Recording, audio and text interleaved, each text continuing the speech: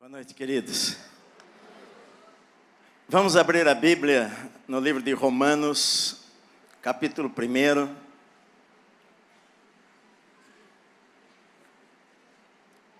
Eu sou pastora, vai fazer 43 anos no final do ano, dia 5 de dezembro de 1980. Foi o último dia que eu trabalhei secularmente, num trabalho numa empresa secular. E a partir do dia 6 eu estive no Ministério Tempo Integral, vai fazer 43 anos. E ao longo dos anos eu sempre, muitas vezes preguei livros da Bíblia, livros inteiros da Bíblia. E eu estou quase terminando de pregar os livros da Bíblia durante esses anos todos. Eu comecei uma série que é desafiadora na carta de Paulo aos Romanos, há um mês atrás na minha igreja. Devo pelo menos um ano e pouco pregar somente em Romanos aos domingos. E pelo tema da conferência, eu acho que este é um assunto que está aqui. E nós vamos ler Romanos capítulo 1, versículos 14 ao 17. Que diz assim, Paulo ele diz assim: pois sou devedor tanto a gregos como a bárbaros, tanto a sábios como a insensatos. Por isso, quanto a mim, estou pronto a anunciar o evangelho também a vocês que estão em Roma. Pois não me envergonho do evangelho, porque ele é o poder de Deus para a salvação de todo aquele que crê. Primeiro do judeu, também do grego. Porque a justiça de Deus se revela no evangelho de fé em fé, como está escrito, o justo viverá por fé. Amém. Pai querido, fala conosco, em nome do Senhor Jesus. Amém. Vamos aplaudir ao Senhor, meus amados. Glória a Deus por lermos a Bíblia.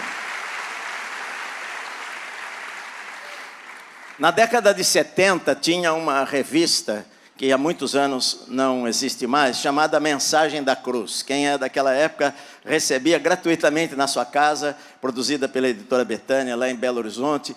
Eu recebia na minha casa, no interior do estado de São Paulo, e muitas daquelas histórias impactaram a minha vida. E uma delas que eu li naquela revista, muito tempo atrás, uma mulher, ela contava um sonho que ela teve.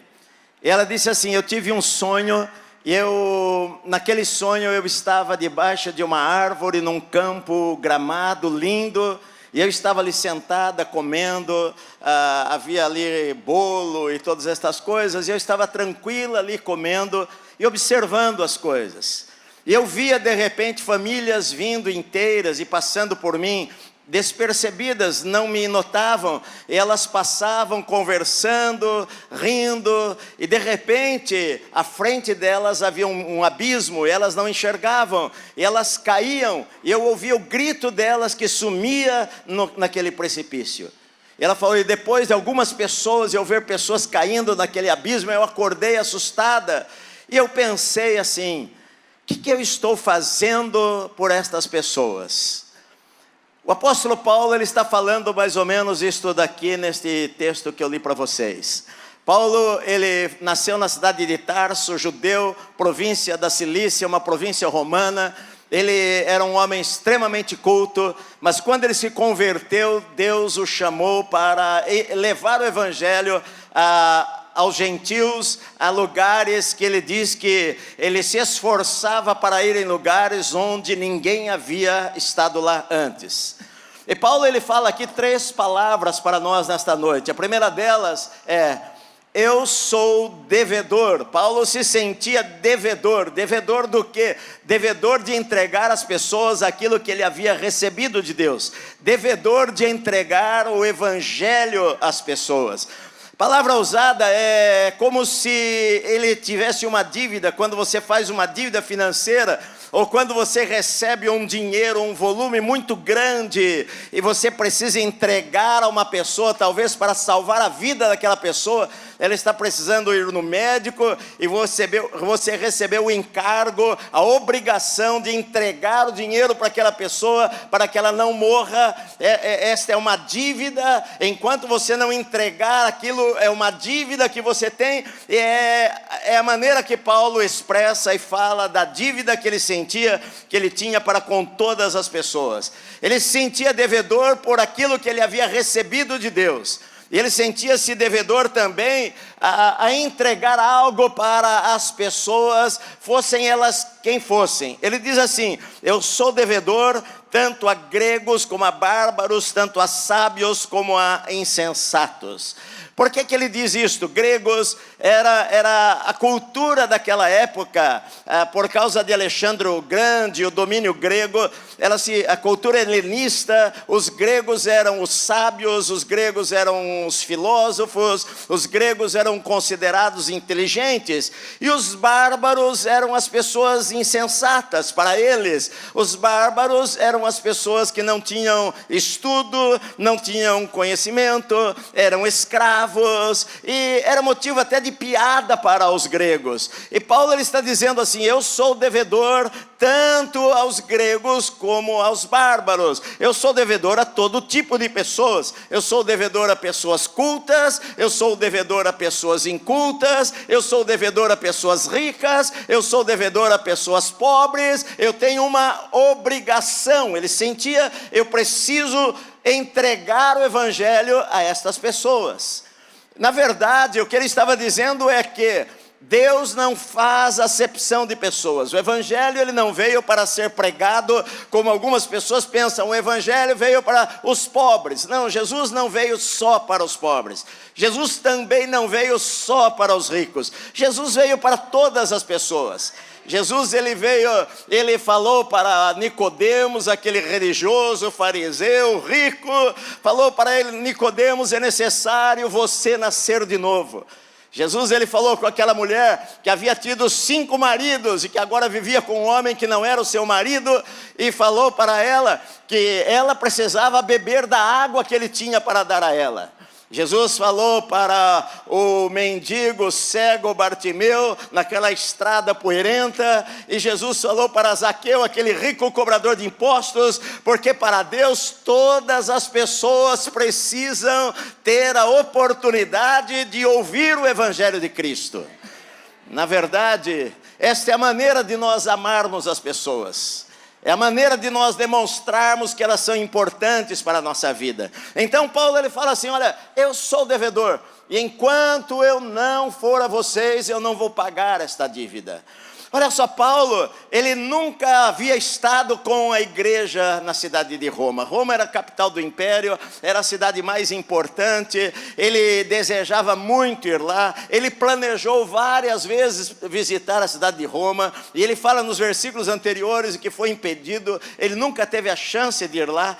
Quando você lê o capítulo 16, você vai ver que Paulo, ele conhecia muitas pessoas na cidade de Roma, pessoas que inclusive trabalharam com ele, como Áquila, Priscila e outras pessoas, mas ele não havia estado lá por falta de oportunidade. Mas ele fala o seguinte: olha, eu me sinto devedor, eu gostaria de estar aí com vocês, eu gostaria de repartir algo que Deus derramou sobre a minha vida, produzir fruto no meio de vocês.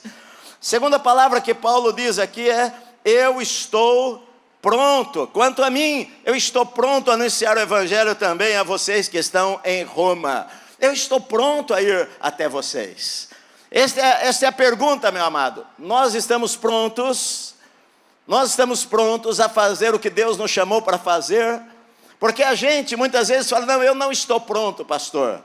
Eu preciso ainda me casar, eu preciso terminar a faculdade, eu preciso fazer uma faculdade teológica. Mas Paulo ele está dizendo o seguinte: olha, eu estou pronto para ir até vocês. E a gente às vezes fica adiando as coisas, falando assim: bom, um dia eu vou fazer. Um dia eu vou falar de Jesus para o meu pai, um dia eu vou falar de Jesus para a minha mãe, um dia eu vou falar de Jesus no meu trabalho, um dia eu vou falar de Jesus lá na minha universidade, um dia eu vou fazer. E muitas vezes nós não temos a chance de fazer, porque nosso pai morre antes, nosso irmão morre antes, o nosso vizinho morre antes. E segundo a Bíblia, aquela pessoa, ela às vezes por falta, por nossa omissão, aquela pessoa às vezes se perde para sempre. Eu li também uma história nesta mesma revista, muitos anos atrás. Algumas histórias marcaram a minha vida naquela época de adolescente. De um rapaz que trabalhava numa empresa, mas que ele não falava de Jesus para ninguém ali naquele lugar. Até que um dia um amigo lá no escritório teve um ataque cardíaco e caiu no chão. E desesperado, ele falava: eu não tenho ar, não consigo respirar. E as pessoas cercaram aquele homem no escritório, enquanto chamaram polícia, bombeiro, enfim. E aquele homem falava assim: me ajudem, o que eu preciso fazer para eu ser salvo? E aquele homem que havia estado em silêncio a vida toda, não sabia o que falar, porque ele não dava testemunho cristão, porque ele nunca falou nada, porque nunca ninguém sabia quem ele realmente era. Então muitas vezes nós dizemos para Deus: eu não estou pronto, Senhor, eu preciso me preparar melhor. E Paulo está dizendo aqui: eu estou pronto para anunciar o evangelho a vocês também que estão em Roma. A terceira coisa que Paulo fala aqui é: eu não me envergonho do evangelho de Cristo, porque ele é o poder de Deus para a salvação. Eu não tenho vergonha do evangelho. Há três tipos de pessoas, meus amados: há pessoas que envergonham o evangelho, há pessoas que dão mau testemunho, há pessoas que não vivem uma vida cristã, envergonham a Cristo no seu trabalho, na universidade, elas são uma vergonha para o evangelho. Outras pessoas têm vergonha do evangelho. Alguns têm vergonha do evangelho porque eles acham que vão zombar deles. Na verdade, nos tempos de Paulo, a maior parte da igreja cristã naquela época era composta em Roma por escravos. Os gregos riam. Até mesmo Paulo fala em Coríntios que o evangelho era loucura para os judeus, e ele era escândalo para os judeus, loucura para os gregos, para os outros. Porque as pessoas diziam o seguinte, os romanos, os gregos: como é que alguém pode acreditar em um homem que dizem que era Deus e que morreu numa cruz de uma maneira vergonhosa? Como é que alguém pode falar e se dobrar? E há registros arqueológicos de animais como porcos colocados em uma cruz, e um escravo ajoelhado diante daquela figura, e era uma zombaria. Só pode ser gente ignorante. Quem que vai acreditar em um Deus? Sabe por quê, meus amados? Porque a morte de cruz era a maior vergonha, era a morte reservada para os piores criminosos. Era a morte, como nós cantamos: rude cruz se erigiu, belo dia sumiu, como emblema de vergonha e dor. Vergonha, vergonha. Como é que pode alguém acreditar em um homem que nasceu lá no fim do mundo, numa vila tão minúscula, e que morreu numa cruz de uma maneira vergonhosa diante de todos, e você dizer que ele é Deus e que ele é o Senhor da sua vida? Isto era um escândalo na vida religiosa dos judeus, e era uma loucura para os filósofos gregos. De maneira que Paulo fala: eu não me envergonho do evangelho, eu não me envergonho do evangelho de Cristo, eu não tenho vergonha. Às vezes a gente se sente intimidado na faculdade ou no nosso trabalho do que vão pensar de nós, quando surge uma conversa sobre religião ou coisa assim, alguém menciona Jesus, nós ficamos encolhidos, sentimos medo de ser rejeitados, de ser taxado como uma pessoa sem cultura, de ser taxado como alguém radical demais, e nós ficamos calados muitas vezes com vergonha de nos expormos. E Paulo, ele fala assim: eu não tenho vergonha de me expor, eu não me envergonho do evangelho de Cristo. Ele não se envergonhava. E na verdade, quando você vai estudar a vida de Paulo, você vai ver que Paulo ele foi perseguido desde o momento que ele se converteu até o final da sua vida. Ele escreve esta carta aos romanos, ele está na terceira viagem missionária dele, ele está na cidade de Corinto, ele fica em Corinto por 3 meses, e de lá ele escreve. Ele está de passagem, indo para Jerusalém para levar uma oferta aos pobres de Jerusalém. Era a última viagem missionária de Paulo, ele iria ser preso em Jerusalém. Em Atos 20, quando vai contar a história aqui, o contexto histórico, Paulo ele fala o seguinte: o Espírito Santo, ele me diz de cidade em cidade que o que me aguarda são prisões e sofrimentos. Mas eu em nada considero a minha vida importante, contanto que eu termine a carreira e cumpra aquilo que Deus me chamou para fazer. É isso que ele está dizendo. Para Paulo, a sua vida não era o que mais importava, e sim estar no centro da vontade de Deus, fazendo o que Deus o chamou para fazer. Era isso que importava para Paulo, e não importava o que pensavam dele. Ele foi preso na cidade de Filipos, riram dele na cidade de Atenas, os coríntios o chamaram de tolo, ele foi apedrejado na Galácia, odiado em Jerusalém, e ele fala o seguinte: o meu desejo é ir até vocês em Roma, porque eu não me envergonho do Evangelho de Cristo. Eu estou pronto a ir a vocês e levar o Evangelho a vocês que moram na cidade de Roma também. Essas três coisas. Eu sou devedor, eu estou pronto, eu não me envergonho do Evangelho de Cristo. Agora, por que não? Por que eu não me envergonho do Evangelho de Cristo? Paulo, ele fala o seguinte: porque o Evangelho de Cristo é o poder de Deus para a salvação de todo aquele que nele crê. Ele é o poder de Deus, o Evangelho é o poder de Deus.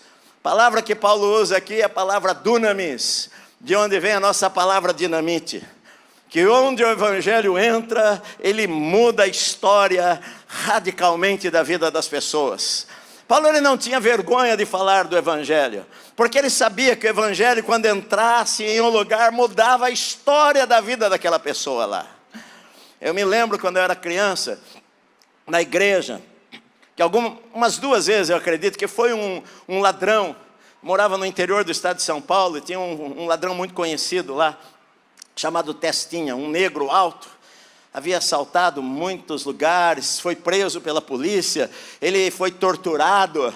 E eu me lembro que era criança, nunca saiu da minha cabeça a imagem daquele homem negro, alto, forte, com as suas unhas arrancadas de tortura, e chorando lá na frente. Eu era criança, sentado ali e observando. Ele falava assim: Deus mudou a minha vida, eu era um bandido, eu era isto, eu fiz aquilo, e Deus mudou a minha vida. Por quê? Porque o Evangelho é o poder, a dinamite de Deus para transformar a história de qualquer pessoa, meu amado.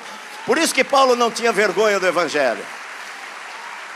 Uma pessoa, quando tem contato com a palavra de Deus, a palavra de Deus quebra a pedra, muda o coração das pessoas.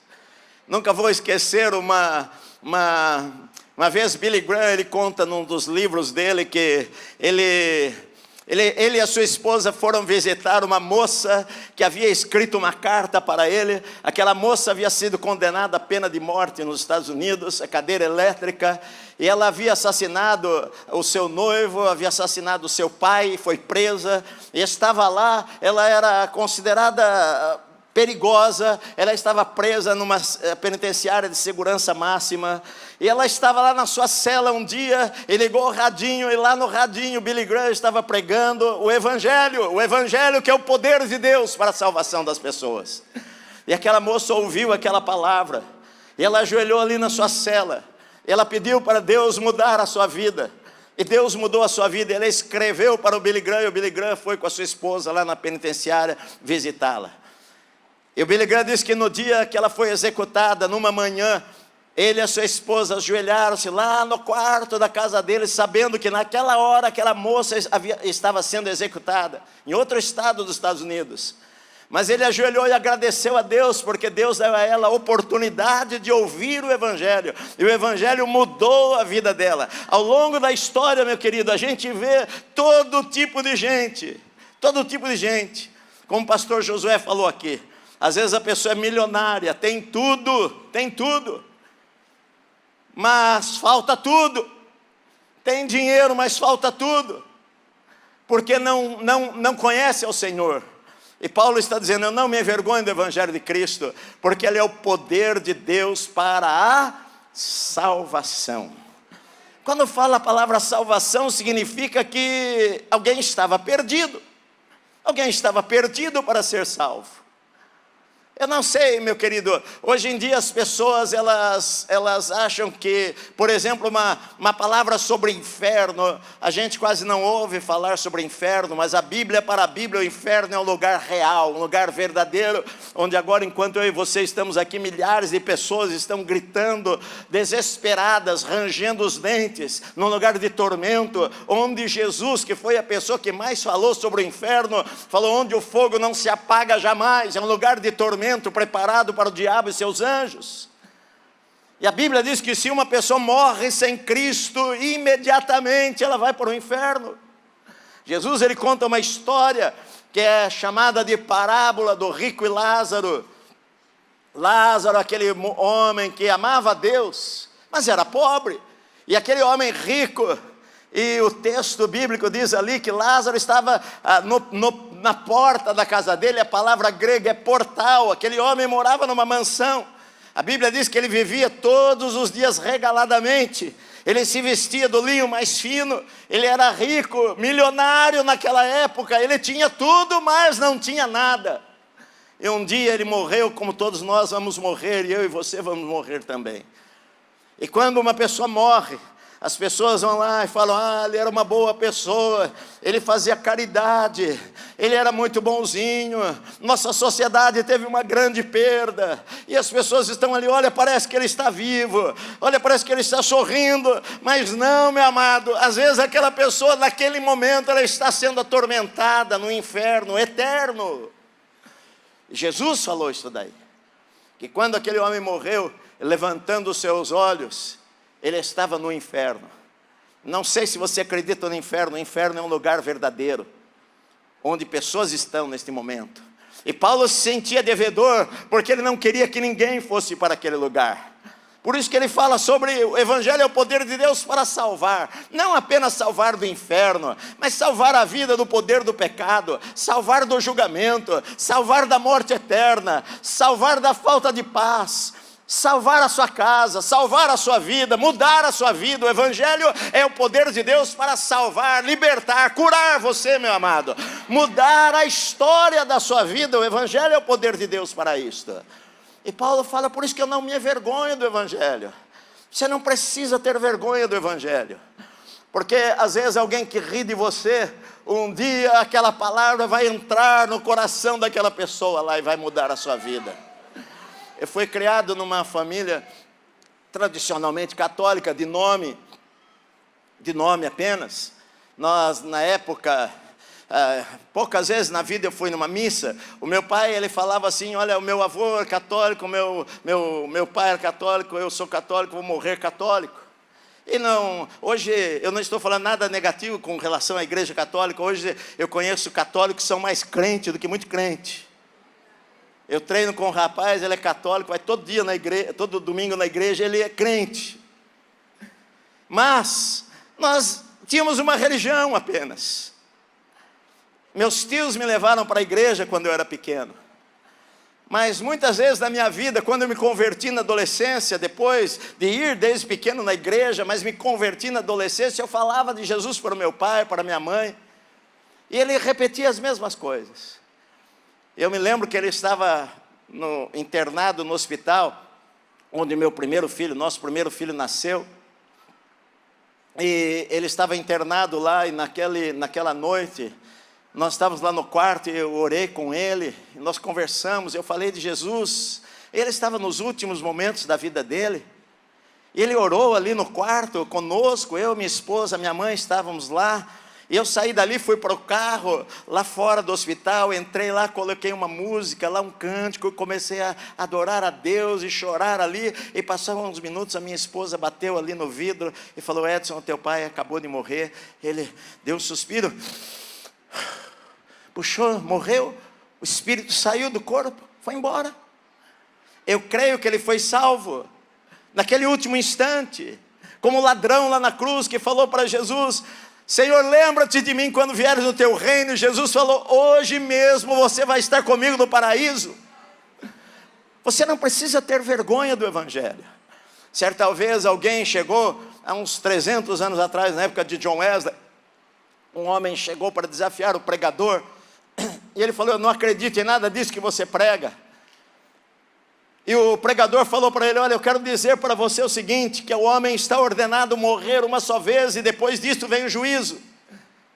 E ele falou: mas eu não acredito na Bíblia. Ele falou: mas a Bíblia diz, o homem está ordenado morrer somente uma vez e depois disto vem o juízo. E ele falou: eu não acredito nisto. E ele falou: eu fui embora para a casa que eu morava, 300 anos atrás. E ele falou: em todo lugar que eu olhava, parecia que uma voz gritava para mim: o homem está ordenado morrer só uma vez, depois disto vem o juízo. Ele falou: eu passei assim numa ponte, parecia que os sapos no rio gritavam: o homem está ordenado morrer somente uma vez, depois disto vem o juízo. E ele falou: e naquela noite eu me converti e entreguei a minha vida a Cristo. Porque a palavra de Deus tem poder para mudar a história das pessoas, meu amado. Você não deve ter vergonha de falar a palavra de Deus. Ela é como uma dinamite que explode para mudar a história daquela pessoa.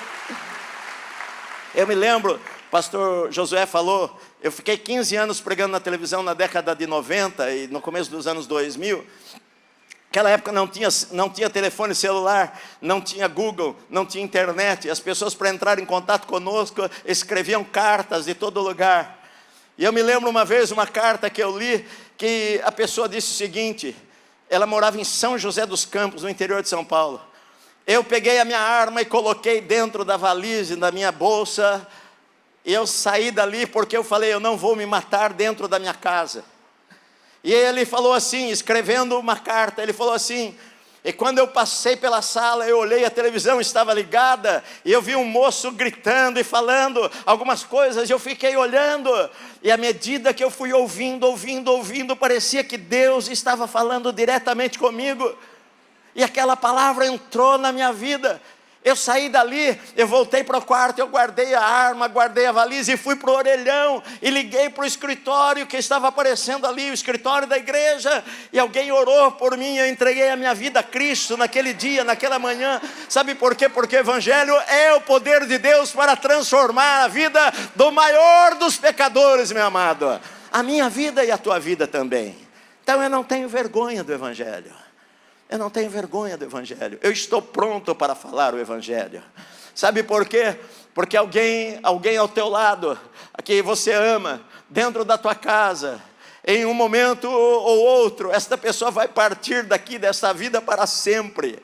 A Bíblia fala: não existe reencarnação, não existe uma segunda chance, não existe volta, não existe outra oportunidade.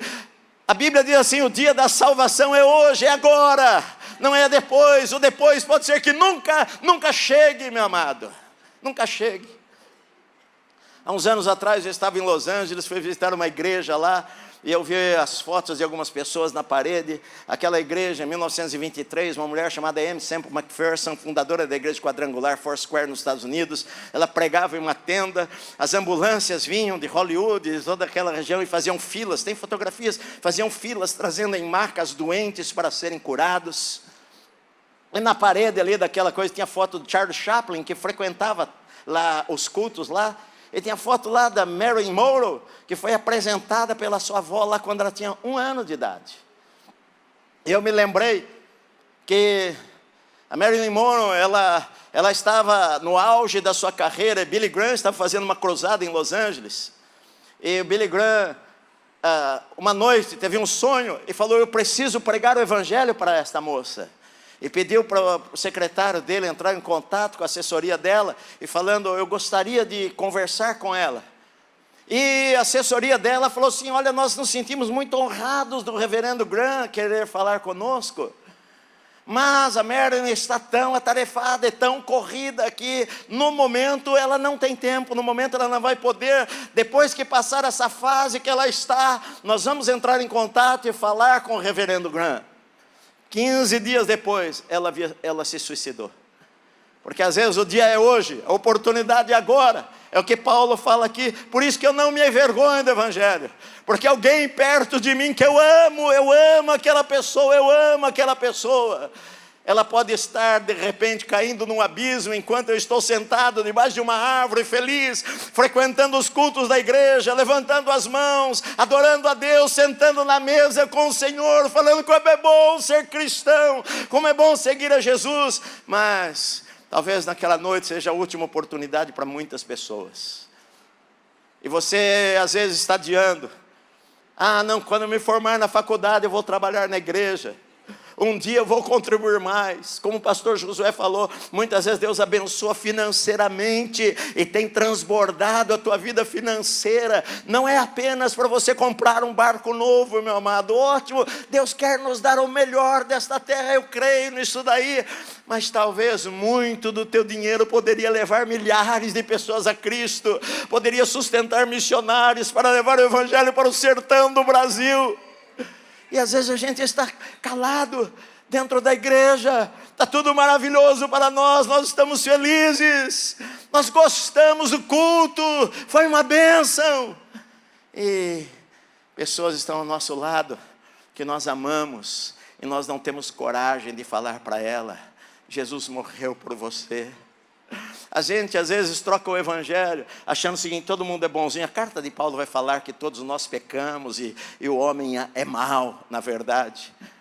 E que o pecado é tão horrível aos olhos de Deus que a única maneira de se pagar aquilo, porque sangue de animais e cordeiros não poderiam pagar, eles simplesmente adiavam o pagamento. Era uma dívida que ia sendo jogada pela frente. O sangue de animais apenas cobria, expiava o pecado, mas um dia o acerto de conta iria precisar vir. Por isso que a Bíblia diz em Colossenses que o escrito de dívida que era contra nós foi cravado lá na cruz, em que Jesus estava, meu amado, por uma causa. Paulo ele está dizendo: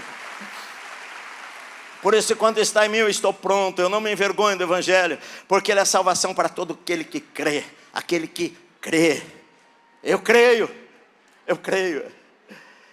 Esta palavra revolucionou a história da igreja. Aquele monge agostiniano chamado Martinho Lutero estava na sua cela lendo a carta de Romanos, e de repente este texto brilhou para ele: eu não preciso me flagelar para ser salvo, eu não preciso pagar pelos meus pecados, eu não preciso subir escadas de joelho, eu preciso crer. Se eu crer em Jesus, que Jesus morreu no meu lugar, eu vou ser salvo, meu amado. Você não é salvo por ser membro da igreja, você é salvo porque você creu em Jesus. Eu creio que Jesus morreu no meu lugar. E Paulo diz aqui: porque a justiça de Deus se revela no evangelho de fé em fé, como está escrito: o justo viverá por fé. A justiça de Deus se revela no evangelho. Olha só que coisa, a justiça de Deus se revela no evangelho, porque evangelho é boa nova, mas antes de você ouvir a boa nova, você precisa ouvir a má nova. Qual que era a má nova? A má nova era que todos nós estávamos condenados. A má nova era que um Deus santo e um Deus justo não poderia olhar para o pecado. E que aquilo que eu e você fizemos um dia na nossa vida, a nossa escolha errada, a Bíblia diz que o salário do pecado é a morte eterna, a separação de Deus. E Jesus, ele veio como homem, 100% Deus. E ele nunca pecou, ele foi tentado, a Bíblia diz, semelhantemente a nós, ele foi tentado em todas as coisas, mas sem pecado. Ele não era para morrer, mas ele escolheu morrer. Ele falou: eu vou morrer no lugar do Edson, no lugar do Josué, no lugar da Célia, no lugar da Maria, no lugar da Nívia, do Gustavo, eu vou morrer no teu lugar. Ele morreu, ele pagou preço, porque um Deus justo não poderia deixar o pecado passar impune. Por isso, o evangelho revela um Deus justo, que fez com que o pecado fosse pago de uma maneira horrível, como foi em Jesus, de maneira que a Bíblia diz que ele se fez pecado por nós. O castigo que nos traz a paz estava sobre ele, pelas feridas deles nós somos sarados, nós somos salvos. Lá na cruz Jesus pagou preço, ali se cumpriu a justiça de Deus na vida dele. Mas a Bíblia diz também aqui: porque a justiça, a palavra, a melhor tradução aqui do grego seria: porque a justiça que vem de Deus revelada no evangelho. O que significa isto? Significa que um Deus justo fez com que o pecado caísse sobre Jesus. Jesus tomou o lugar, o meu lugar, Na teologia, isso seria a doutrina da substituição, ou seja, aquilo que eu precisava pagar, alguém me substituiu, alguém entrou no meu lugar e pagou a conta. Por isso que a penúltima palavra, antes de Jesus dizer, Pai, nas tuas mãos entrego o meu espírito, a última palavra que ele falou foi tetelestai. Está pago por completo, está consumado, não tem mais nada para pagar, a dívida foi quitada para sempre. A única coisa que você precisa fazer é crer. Quando você crê, a tua dívida foi paga, meu amado, foi paga. A justiça que estava sobre Jesus passou para a minha vida, e o pecado que estava sobre a minha vida passou para Jesus. Nós trocamos de lugar, de maneira que Deus, quando Jesus estava na cruz e o pecado caiu sobre ele, Jesus, ele orou, ele falou, Eloi, Eloi, lama sabatani, Deus meu, por que me abandonaste? Porque Deus não poderia olhar para o pecado que estava sobre ele, o adultério que estava sobre a vida dele, que muitos praticaram os pecados de ódio, de assassinato, todo o pecado da humanidade, desde Adão, caíram sobre ele. Ele foi feito ali, foi feita a justiça de Deus, para que eu e você pudéssemos viver pela fé. Paulo, ele foi criado numa família rica. Aos 13 anos ele foi levado, provavelmente aos 13 anos, ele foi levado para Jerusalém para estudar aos pés de Gamaliel, o homem um dos maiores mestres da época. O avô de Gamaliel foi até hoje considerado talvez o principal rabino judaico, Hillel, que era o avô de Gamaliel, que Paulo foi instruído aos pés de Gamaliel em Jerusalém. Ele tinha tudo para ter uma carreira surpreendente. Ele era admirado, ele era extremamente culto. Ele foi criado como cidadão romano, sendo judeu religioso, fariseu, filho de fariseu, neto de fariseu, da tribo de Benjamim. Seu nome Saul, seu nome hebraico Saul, o mesmo nome do primeiro rei de Israel, da tribo de Benjamim. Saulo, um dia se encontrou com o Senhor na estrada de Damasco, caindo ao chão, ficou cego. 3 dias e 3 noites sem comer e sem beber, levado à cidade de Damasco. Lá em Damasco, Deus falou para um homem chamado Ananias, vá até lá, à rua direita, impõe as mãos sobre o homem chamado Saulo. E Ananias falou, Senhor, mas nós temos ouvido sobre esse homem, de como ele arranca as pessoas do caminho para fora da sua casa. Ele tem consentido na morte de muitos que te seguem, Senhor. Mas o Senhor falou para Ananias naquele dia, mas ele será para mim um vaso de honra para levar a minha palavra aos gentios. E Paulo assumiu aquilo. Eu sou devedor, você é devedor. Você está aqui, você recebeu tanto de Deus, Deus mudou a sua vida, meu amado. Hoje eu recebi um vídeo, eu estava vendo um vídeo contando para minha esposa, de um médico lá de Santa Catarina, segundo vídeo. E ele estava dizendo, ele está com câncer, com metástase no pâncreas e em vários órgãos. E ele estava abrindo uma conferência lá, secular, enfim, não sei nem a religião dele, enfim. Mas ele estava dizendo o seguinte, olha, eu quero falar uma coisa para terminar. Quero falar sobre Deus. Ele falou, você já agradeceu a Deus hoje? Ele falou, vocês vão achar estranho eu falar isso daí. Mas vocês tiveram uma noite de sono de 7, 8 horas. E a gente às vezes acorda e vai correndo para o trabalho e leva a nossa vida. E a gente não percebe que tem pessoas que não conseguiram dormir à noite porque estão com câncer, estão com dor, como eu, às vezes acontece comigo, de tomar todos aqueles remédios, e a dor não passa, de hora em hora você acorda, e o teu sonho era, se você pudesse voltar novamente a dormir uma noite tranquila, inteirinha, e você dormiu uma noite inteirinha, e você nem agradeceu a Deus durante a manhã. E às vezes, o que adianta, a Bíblia diz, o homem ganhar o mundo inteiro, se ele perder a sua alma. Talvez vocês, nem todos vocês são chamados para serem missionários fora do Brasil, mas todos vocês são chamados para falar de Cristo em algum lugar. Seja na universidade, seja na tua casa, seja para os teus parentes. Talvez você veio de uma família como eu vi, tantos de vocês já viram. Eu me lembro de uma moça que foi criada, desde pequena ela foi oferecida lá ao diabo, a demônios. E ela criou uma vida toda perturbada, turbulenta. Às vezes você veio de uma casa em que, na minha casa, ninguém cria em Deus, mas o Evangelho entrou no teu coração, na tua vida, e mudou a tua vida, e a partir de agora começou uma nova história na tua vida, meu amado, uma nova história para os teus filhos, uma nova história para os seus netos. Você é devedor.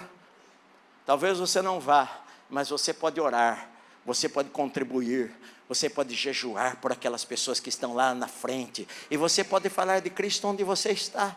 Esta é a maior demonstração de amor que você pode ter por uma pessoa que realmente você ama.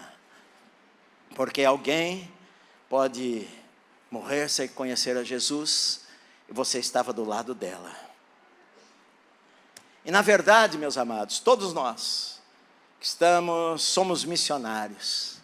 Missionários lá na empresa, missionários no hospital, missionários lá no escritório, missionário lá na oficina mecânica, missionário lá no escritório da engenharia, missionário em algum lugar da cidade onde Deus nos colocou. Deus nos colocou em um lugar por uma causa especial, como Paulo.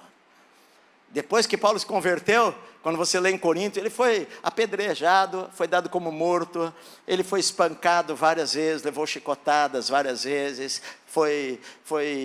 enfim, levou varadas, enfim, tanto sofrimento na vida dele. Por quê? Porque ele falou o seguinte: para mim o que importa é Cristo. O morrer para mim é lucro, quero viver para Cristo. Querido, um dia eu e você, o Senhor vai chegar na eternidade. E isso que importa, porque esta vida passa muito rápido, muito rápido. Eu às vezes fico pensando, nós vamos fazer agora 40 anos de casados, eu com aquela moça ali, linda. Todo mundo fica abismado, Josué. Ela sai com a neta, nós temos uma neta quase adolescente, e ela fala: não é possível, você está brincando comigo. Vamos fazer 40 anos de casado. A vida, ó... A Bíblia usa 18 metáforas para falar sobre a brevidade da vida. Como uma fumaça, é como uma neblina, é como um sopro, é como uma flor que nasce, logo murcha e cai. O que interessa é quando nós chegarmos lá e for o último instante, e o Senhor falar: bom e fiel servo, entra para a alegria, para o gozo do teu Senhor, porque você fez o que precisava fazer. Você me obedeceu naquilo que precisava obedecer. É isso que interessa. Só para terminar, eu me lembro de uma história também, de um missionário que voltou na África. Ele passou a vida inteira na África, e agora velhinho, ele e a sua esposa, depois de mais de 40 anos servindo, ele voltou para os Estados Unidos. Ele estava no navio que veio, naquele mesmo navio estava o presidente dos Estados Unidos, Roosevelt. E Roosevelt estava lá, ele havia ido à África para uma caçada de 30 dias. E quando o navio chegou em Nova York, no porto de Nova York, havia uma multidão, e a banda, e exército, toda aquela movimentação para recepcionar o presidente dos Estados Unidos, que estava chegando de volta da viagem. O presidente chegou, aquela confusão toda, aquele casal de missionários desceram lá pelo canto do navio, foram procurar uma pensão para dormir aquela noite, para no dia seguinte viajar para o oeste, viajar para o outro lado da costa oeste dos Estados Unidos, onde eles nasceram e cresceram. Eles estavam já velhos, e eles acharam uma pensão, e naquela pensão, naquela noite, ele ajoelhou do lado da cama, ele falou: Senhor, hoje eu estou triste, porque o presidente chegou e havia uma multidão para recepcioná-lo. E nós, depois de mais de 40 anos no campo missionário, chegamos em casa, e não tinha nenhuma pessoa para nos dar um abraço. Ele falou: eu ouvi o Espírito Santo falando ao meu coração naquela noite: e quem disse que você já chegou em casa? A festa vai acontecer quando eu e você chegarmos na casa. Como Paulo falou a Timóteo: eu combati o bom combate, eu completei a carreira, eu guardei a fé. É isso que Deus tem para a minha vida e para a tua vida. Amém, minha amada? Deus abençoe vocês, pastor querido.